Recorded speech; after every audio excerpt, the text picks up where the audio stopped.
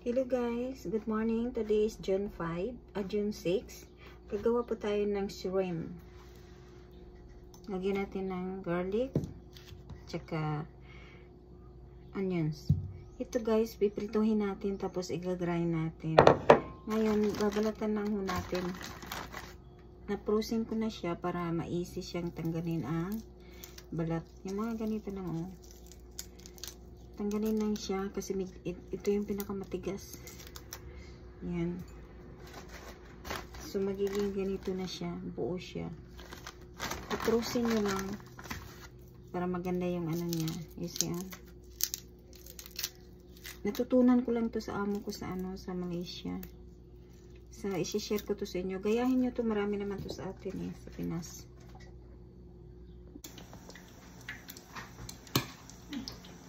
So, ngayon guys, ipatry na natin ito muna ang shrimp.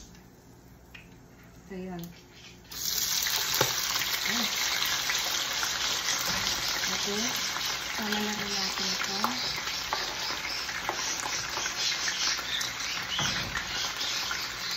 So, try lang natin ng 1 cup cooking oil.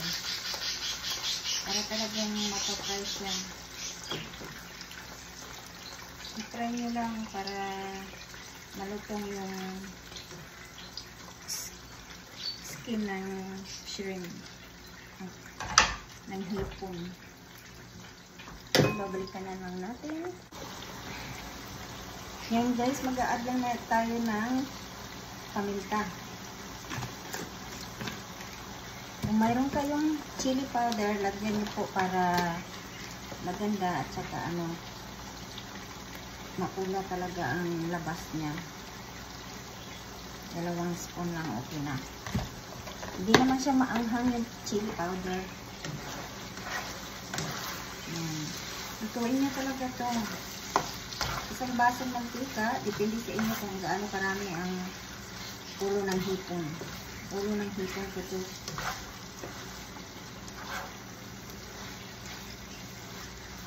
Natutunan ko lang ito nung nagtrabaho ako. Kaya gayahin nyo to guys. Maganda to. Sa Mapabog, sa mga island. Parang survival food siya. Yung wala tang ulam, pwede siya para siyang ginamos. Masarap. So, i-blend na natin.